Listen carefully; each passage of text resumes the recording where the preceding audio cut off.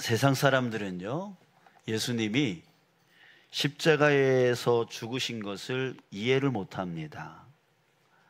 이해를 못하니 믿지 못하고요, 또 믿으려 하지도 않습니다. 왜 그럴까요?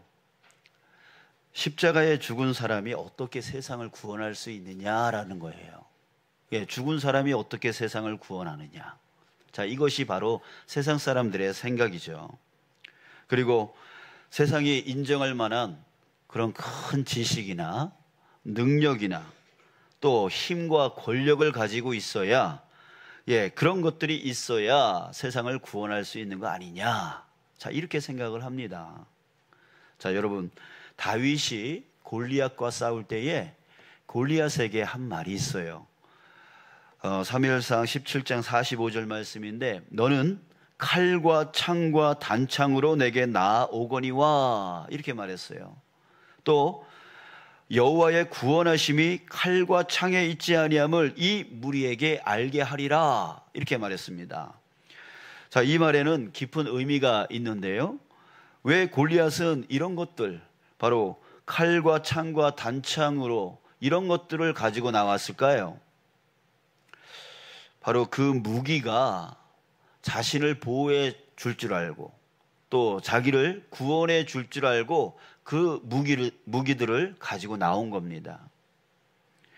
이 무기는 바로 우리가 지금 갖기를 원하는 힘, 능력, 권력, 지식, 이런 것들을 상징을 하고 있는 거예요. 이것이 바로 세상 사람들의 생각입니다. 이런 것들이 있어야 자신이 보호함을 받고 자신이 구원함을 받는다, 또 승리케 해준다라고 생각을 하는 것이죠. 자, 그래서 사람들은 이것들을 가지려고 그토록 애를 쓰면서 살아갑니다. 자, 그러니 그런 생각을 가진 사람들에게 예수님의 십자가 죽음이 얼마나 미련하고 어리석게 보이겠습니까? 그들은 이것을, 예수님의 십자가 죽음을 실패로 볼 수밖에 없는 거예요. 자, 그러나 여러분, 18절에서 사도 바울은 분명하게 이렇게 말합니다. 구원을 받는 우리에게는 하나님의 능력이라. 하나님의 능력이라. 예수님의 십자가 죽음이 우리에게 구원을 주는 하나님의 능력이라고 하는 말씀입니다. 자, 여러분, 그래요. 예수님의 십자가 죽음은 우리를, 또 이 세상을 구원하는 하나님의 능력입니다. 하나님의 능력이에요. 자, 이것을 이해하기 위해서 우리가 두 가지를 알아야 되는데요. 자, 첫 번째는 뭐냐면 사람의 지혜로 하나님을 알 수 없다라고 하는 것입니다. 21절 한번 보세요. 그 앞부분에 보면은 이렇게 말합니다. 하나님의 지혜에 있어서는 이 세상이 자기 지혜로 하나님을 알지 못함으로 라고 말하고 있습니다. 자, 이 말이 무슨 뜻이에요? 하나님을 사람의 지혜로 알 수 없다는 얘기예요. 하나님을 사람의 지혜로 알 수 없습니다. 여러분, 피조물인 우리가 어찌 천지 우주 만물을 창조하신 그 하나님을 다 알 수 있겠습니까? 지금 우주의 크기가 지구를 중심으로 해가지고 반경 465억 광년이라고 합니다. 여기서 광년이라고 하는 것은 빛의 속도로 1년간 간 거리를 얘기하는데, 빛의 속도는 1초에 지구 7바퀴 반을 돈다고 해요. 그 속도로 1년간 거리가 1광년입니다. 근데 465억 광년을 가야 끝에 도달한다는 거예요. 자, 지구를 중심으로 465억 광년을 가야 끝이면 이 반대쪽으로도 또 465억 광년을 또 가야 끝이잖아요. 그러면 총 그 우주의 크기가 얼마란 얘기예요? 930억 광년. 자, 그런데요, 이것도 우리 인류가 관측 가능한 우주라고 하는 거예요. 즉, 그 이상일 수 있다는 거죠. 그 이상이 얼마나 클지 우리는 알지 못한다는 거예요. 또 그 우주 안에, 지금 우리 인류가 관측 가능한 그 우주 안에 얼마나 많은 별들이 있고, 또 그 별들 가운데에 우리 지구와 같이 생명이 살 수 있는 그런 별이 있는지 없는지, 또한 있다면 얼마나 많은지, 그건 우리가 몰라요.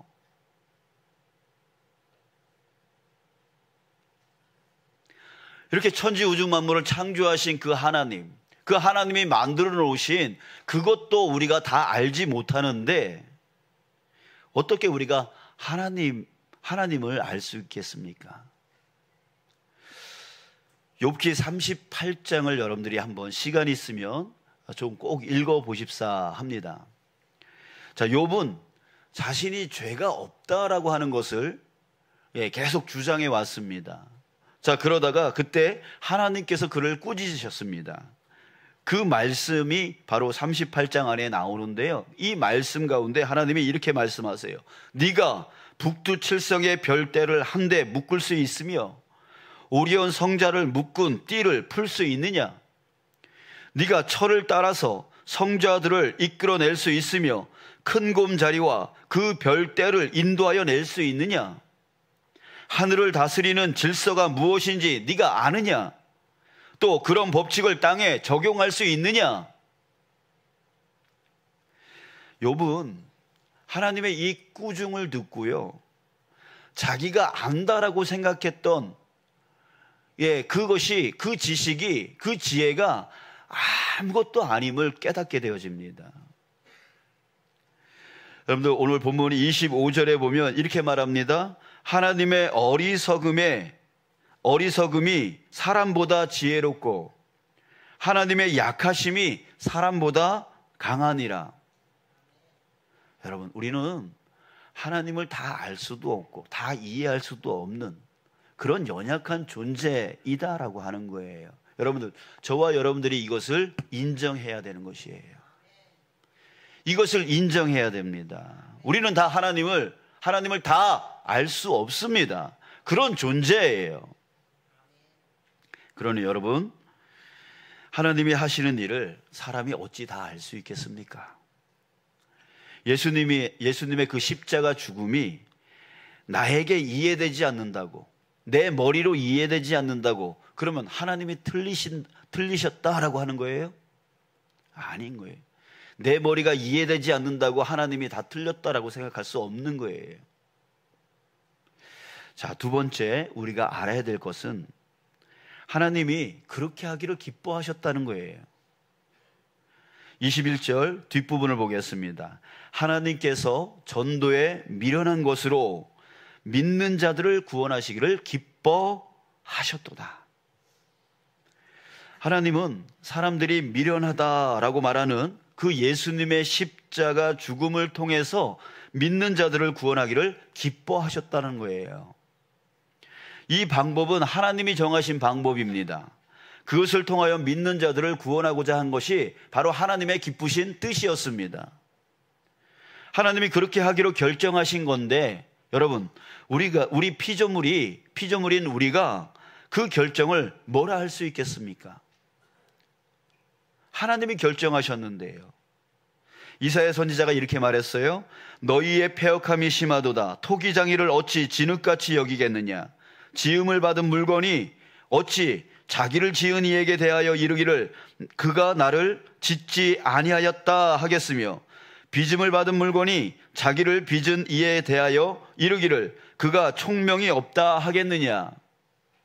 그러면서 이사야서 64장 8절에서 우리는 진흙이요 주는 토기장이시니 우리는 다 주의 손으로 지으신 것이니이다 라고 이사야가 말했습니다.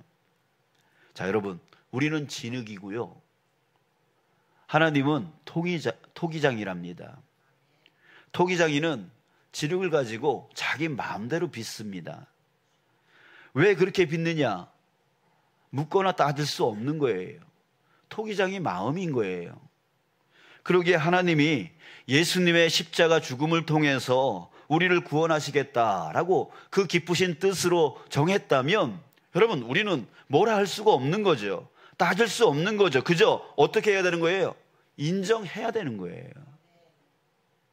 토기장이가 그 지능을 갖고 마음대로 만들 수 있는 권리가 있는 거잖아요.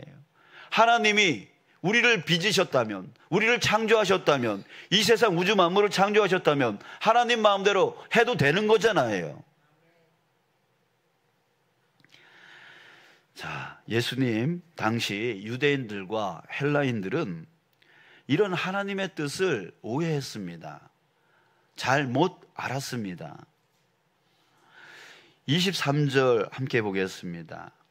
우리는 십자가에 못 박힌 그리스도를 전하니 유대인에게는 거리끼는 것이요 이방인에게는 미련한 것이로되. 예수님의 십자가 죽음이 유대인들에게는 거리끼는 것이다 이렇게 말합니다. 유대인들은요 자기 민족만 생각했습니다. 자기 민족이 특별한 민족이라고 생각을 했어요. 하나님께 자기 민족만 선택받은 민족이라고 생각을 했습니다. 그래서 하나님께서 자기 민족을 위해서 위대한 통치자, 바로 다윗과 같이 그 왕국을 최고의 왕국으로 만들어낼 그런 위대한 통치자 그리스도를 보낼 것이다 이렇게 생각을 했어요. 그래서 그리스도는 정말 다윗과 같은 그런 통치자여야만 했다라고 생각을 한 거죠. 자, 그러니 여러분, 예수님은 어떤 분이셨어요? 죄인들과 어울려 다녔어요. 가난한 자들에게 다가섰던 분이에요. 그러니 이 유대인들이 생각했던 그 다윗과 같은 위대한 통치자의 모습이 예수님 안에서 보여지지가 않는 거예요. 맨날 하는 짓이 죄인들한테 가가지고 그들과 함께 식사하고 그들과 함께 어울리고, 가난한 사람들에게, 불쌍한 사람들에게 나아가니까, 질병 걸린 사람들한테만 나아가니까 그렇게 보이지 않은 거예요. 그래서 저 예수는 이 유대인들, 이 이스라엘의 거리끼는 자야. 이 이스라엘이 나가야 될 방향을 방해하는 자야. 이렇게 보았던 거예요. 또 이방인이었던 헬라인들은요, 그들은 지혜가 세상을 구원할 거라고 생각했습니다. 그래서 수많은 철학 사상이, 또한 수많은 철학자들이 그 시대에 일어나게 되었던 거예요. 그래서 우리가 잘 알고 있는 그 유명한 철학자들, 그 철학자들이 그 시대에 많이 일어났는데요, 사람들은 이 철학자들의 말에 정신을 빼앗겨 버렸어요.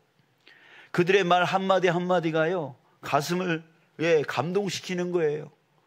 여러분들 지금도 소크라테스가 뭐라 그랬대 라고 하면 막 맞아 그래 그거 맞아. 여러분 그렇지 않아요? 뭐 아리스토텔레스가 무슨 말을 했대 라고 하면 또 그 말이 맞대요.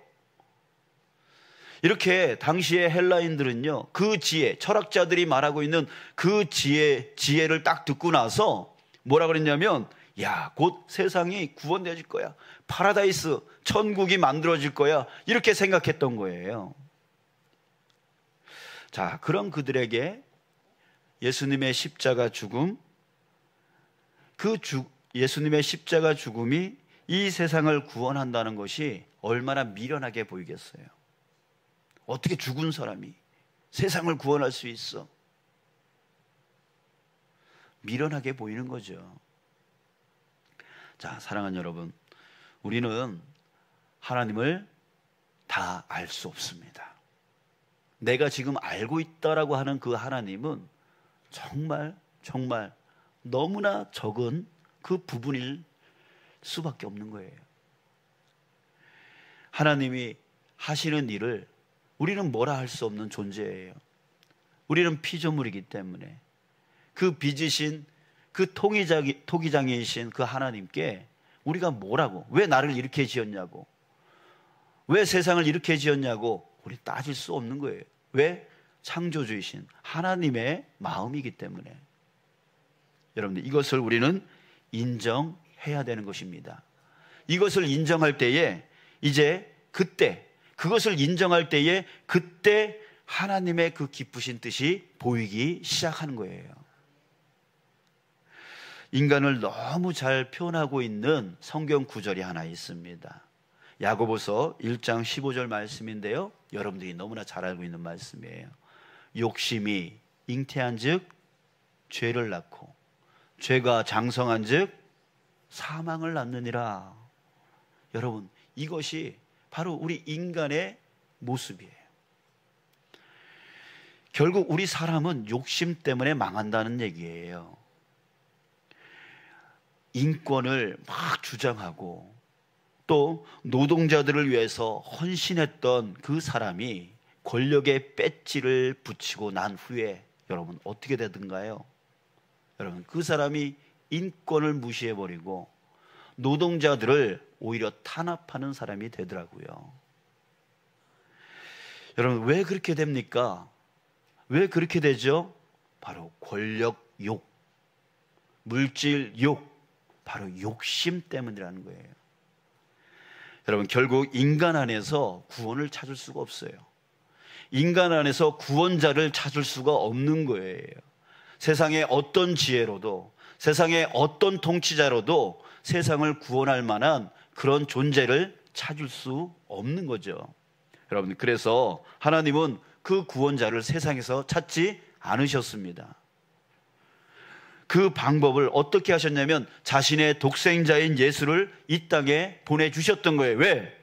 이 세상에는 구원자를 찾을 수 없기 때문에, 어떤 지혜로도 이 세상을 구원할 수 없기 때문에 유일한 한 가지 방법은 바로 자신의 독생자인 예수 그리스도를 이 땅 가운데 보내시는 방법밖에 없었던 거예요.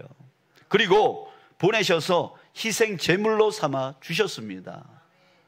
십자가 죽음을 통해서 예수님께서 세상 죄를 다 짊어지게 하신 겁니다. 그리고 나서 그를 믿는 자마다 누구든 간에 구원의 기회를 주고자 했던 것, 이것이 바로 하나님의 뜻이었던 거예요. 높은 사람이든 낮은 사람이든 부자이든 가난한 자이든 상관없어요. 주인이든 종이든 상관이 없어요. 배운 사람이든 배우지 못한 사람이든 상관이 없어요. 건강한 사람이든 건강치 못한 사람이든 상관이 없어요. 나이가 많든 적든 상관이 없고, 인종 까맣든 노랗든 하얗든 상관이 없어요. 어떻게 살았냐, 이거 상관없어요. 예수가 구원자임을 믿는 자마다 하나님은 그들에게 구원을 주시겠다라고 약속해 주셨던 거예요. 여러분, 이것이 무엇입니까? 바로 사랑이에요. 사랑. 예수님의 십자가 죽음은 우리를 위한 하나님의 희생적 사랑이에요. 자기 아들을 내어 주셨던 희생적 사랑. 그 아들은 오셔서 자신의 목숨을 내어 주셨던 희생적 사랑. 그 사랑으로 인하여 우리는 구원함을 받게 되어진 것입니다. 그 사랑이 우리를 구원했어요. 그 사랑을 깨닫는 자가 바로 구원에 이르게 되는 것이고, 그 사랑을 깨닫는 자가 바로 구원에 합당한 삶을 살게 되어지는 것입니다. 사랑하는 여러분, 우리는 예수님의 십자가 죽음이라고 하는 그 사랑 때문에 구원을 받은 사람들입니다. 그러면 우리는 이제 어떻게 살아야 되겠습니까? 여러분, 우리도 예수님의 뜻을 받들어서 살아가야 돼요. 예수님이 그 희생적 사랑을 갖고 나를 구원하여 주셨던 것처럼 우리도 세상을 구원하며 살아야 돼요. 세상을 구원하며 살아야 돼요. 그것이 바로 우리에게 맡겨진 사명입니다. 예수님은 그 제자들에게 그 사명을 주셨고, 그 사명을 온전히 그 제자들은 감당했습니다. 그랬을 때 우리에게까지 이 구원이 왔다면 예수님은 또한 우리에게 그 사명을 말씀하고 계시는 거예요. 너를 통하여 세상이 구원되어지기를 원한다라고 우리에게 맡겨주신 거예요. 자, 그렇다면 우리 세상 어떻게 구원하실 겁니까? 어떻게 구원하실 거죠? 예수님을 보면 아시잖아요.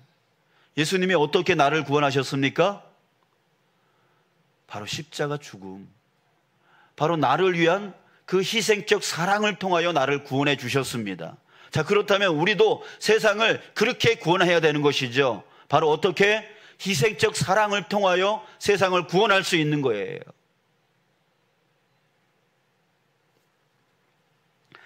우리의 그 희생적 사랑이 바로 교회와 가정을 회복시키고 또한 구원하게 만드는 것입니다.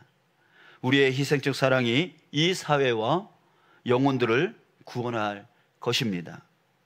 이 십자가의 도를 따라가 우리도 그렇게 세상을 구원해내는 저와 여러분들 되어지기를 주님의 이름으로 축복합니다. 아멘. 자, 여러분, 우리는 오늘 장학 헌신 예배를 지금 드리고 있습니다. 우리가 장학 헌금을 하나님 앞에 올려드리고 또 그 예물을 우리 자녀들에게 흘려보내는 이 일은 바로 우리가 할 수 있는 희생적 사랑인 것이에요. 왜? 내 것을 나를 위해서 쓰지 아니하고 내 것을 기꺼이 드리기 때문에 그렇습니다. 기꺼이 나누기 때문에 그렇습니다. 이것이 바로 희생적 사랑의 실천인 것이에요.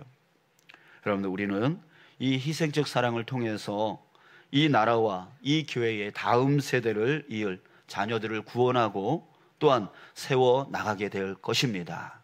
사랑하는 여러분, 우리 이 희생적 사랑, 정말 이 세상을 나를 구원하기 위하여 예수님이 나에게 베풀어 주신 그 희생적 사랑, 그것 때문에 내가 구원받았듯이 우리도 이 희생적 사랑을 실천함을 통해서 세상을 구원해 나갈 수 있는 저와 여러분들 되어지길 주님의 이름으로 축복합니다.